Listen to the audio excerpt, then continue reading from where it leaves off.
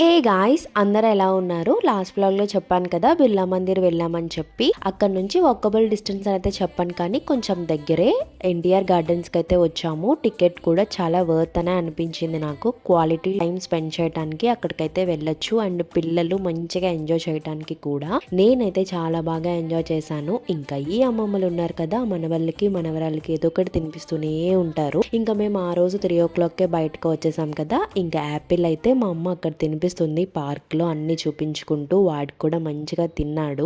ఇంక ఇక్కడ ఫౌంటైన్స్ కానీ సెక్రటేరియట్ వ్యూ కానీ చాలా బాగుంది. ఇంకా మా వాడు ఊరుకుంటాడు, అంత బాగుంటే ఫుల్ గా ఆడేసుకున్నాడు. మొత్తం ఆ గడ్డిలో పీకేసి తిరిగేసి ఎగిరేసి అరిచేసి ఫుల్ గా ఆడుకున్నాడు. ఇంకా మేము కూడా మంచిగా ఆడుకుంటున్నాడు అని చెప్పి టైం అయితే మంచిగా స్పెండ్ చేసాం.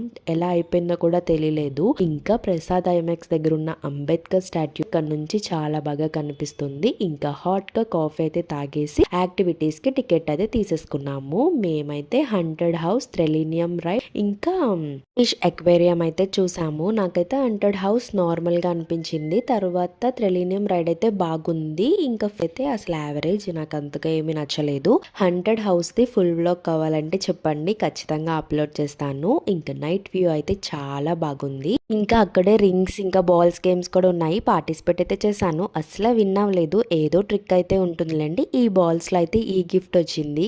ఇంకా అక్కడ నుంచి మళ్ళీ ఇంకొక చోటుకి వెళ్ళాము. ఎక్కడికో నెక్స్ట్ వీడియోలో చెప్పేస్తాను. అలానే వీడియోస్ ని ఖచ్చితంగా ఫాలో అవ్వండి. అలానే హే సిద్ సిరి వ్లాగ్స్ ని సబ్స్క్రైబ్ చేసుకోండి.